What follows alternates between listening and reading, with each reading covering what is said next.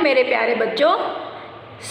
बच्चों आज हम करेंगे हमारा न्यू पाठ, नया पाठ, पाठ नंबर 8।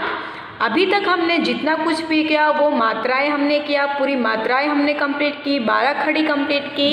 अब आपका जो चैप्टर नंबर 8 से आपका कविता का और कहानियों का चैप्टर आगे बढ़ता है।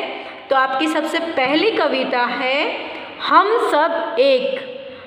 कितना अच्छी कविता है, हम सब एक। ये एक कविता है ना। इसमें आपको बताएंगे कि कौन कौन सी चीज़ें जो इस धरती पे है वो एक हैं, अनेक नहीं परंतु एक है ना। तो अभी ये कविता को हम स्टार्ट करते हैं। धरती है हम सबकी एक, आसमान हम सबका एक, सूरज है हम सबका एक, चंदा भी है सबका एक, पानी है हम सबका एक और पवन है सबकी एक, है दुनिया में लोग अनेक लेकिन सबकी दुनिया एक, है ना। तो ये कविता किसने लिखी है? द्वारिका प्रसाद माहेश्वरी ने लिखी है। किसने लिखी है? द्वारिका प्रसाद माहेश्वरी ने। इस कविता में आपको बता रहे हैं कि कौन कौन सी चीज़ है जो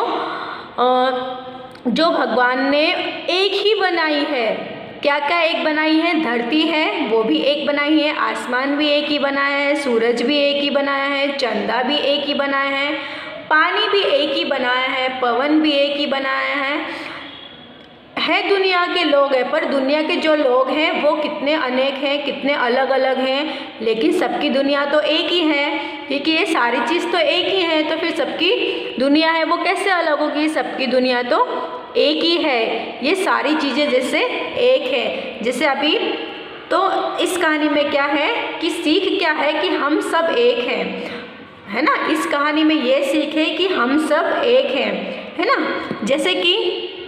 जैसे कि ये जो संसार है ये एक रचयिता का महान कार्य है। उसने देखो धरती, सूरज, चांद, पहाड़ और नदियाँ सबके लिए एक ही बनाई है, किसी के लिए अलग अलग नहीं बनाई है ना। कोई ऐसा तो नहीं है कि कोई अलग अलग कास्ट के हो उनके लिए ये चीज़ अलग अलग हो, नहीं, वो सबके लिए ये चीज़ उन्होंने एक ही बनाई है। इसलिए हमें कभी भूलना नहीं चाहिए कि हम सब एक हैं। अतः हमें भेदभाव तो करना ही नहीं चाहिए, हमें कभी भी किसी से भेदभाव करना ही नहीं चाहिए, क्योंकि हम सब जो हैं वो एक ही है। जब इतनी बड़ी बड़ी चीज़ें जो हमारे जीवन के लिए, जीवन जिसके बिना जीवन ही नहीं है, वो सब जब सबके लिए एक है तो हम कैसे आपस में भेदभाव कर सकते हैं? तो हमें आपस में भेदभाव करना नहीं चाहिए, तभी हम अपने अंदर अच्छे गुणों का विकास करके जीवन में कोई बड़ा काम कर पाएंगे।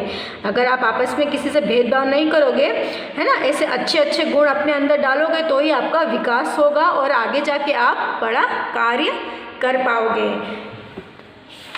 तो ये थी एक छोटी सी कविता हम सब एक वाली। अब इसके क्या है शब्दार्थ। शब्दार्थ कौन कौन से? धरती मतलब धरा।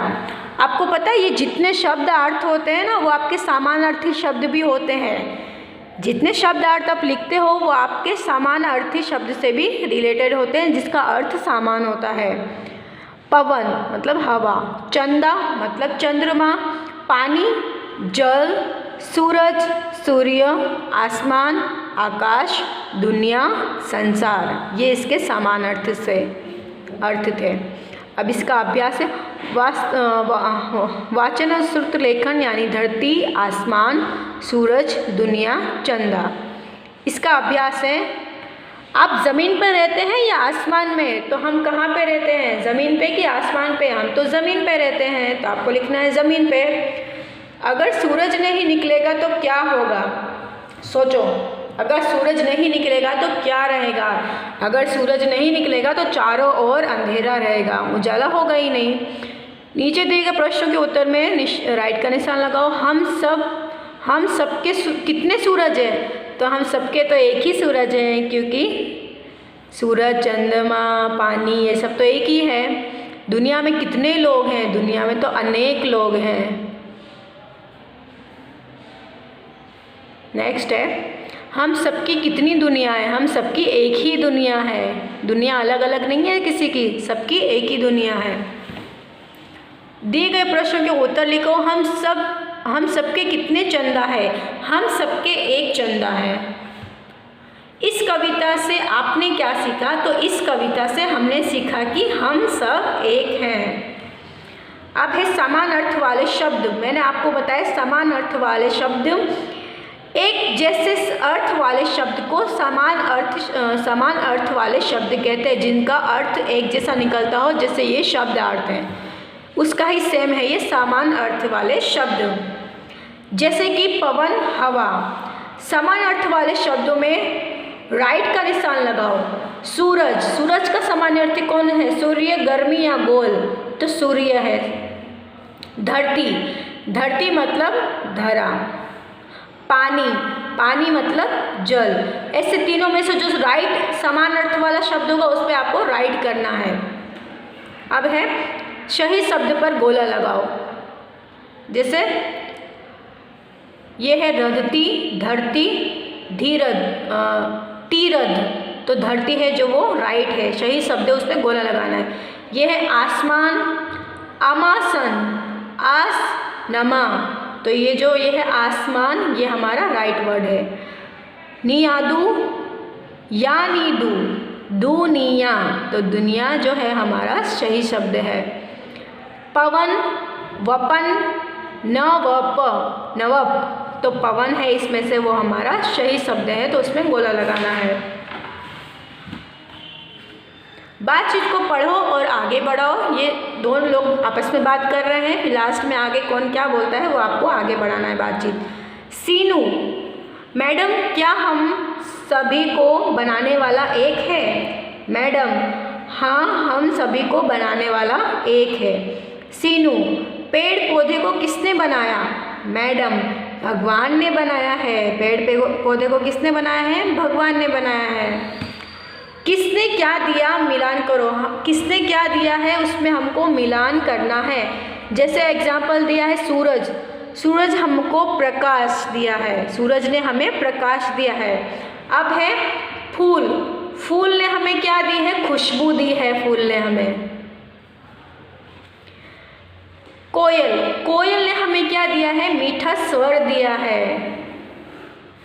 अब है ये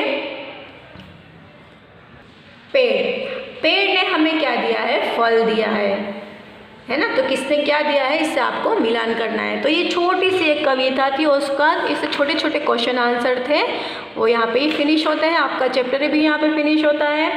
आपका न्यू चैप्टर था हम सब एक हैं, वो कविता आपको पढ़नी है। कैसे पढ़नी है? मैंने स्वर में पहले बोली थी ना। जैसे कि धरती है हम सबकी एक, आसमान हम सबका एक, सूरज भी है सबका एक, चंदा भी है सबका एक, पानी है हम सबका एक, और पवन है सबकी एक, है दुनिया के लोग अनेक, लेकिन सबकी दुनिया एक। तो ऐसा आपको स्वर में बोलना है। Thank you.